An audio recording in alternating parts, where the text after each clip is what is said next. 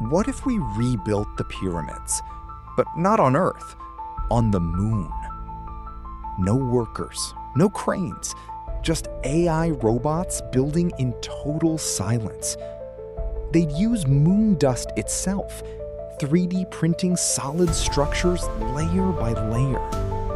And sunlight? It could literally melt the surface, turning dust into stone. The pyramid shape still wins.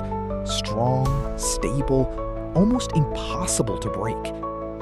But this isn't a tomb. It's a futuristic base. Power, shelter, survival in space.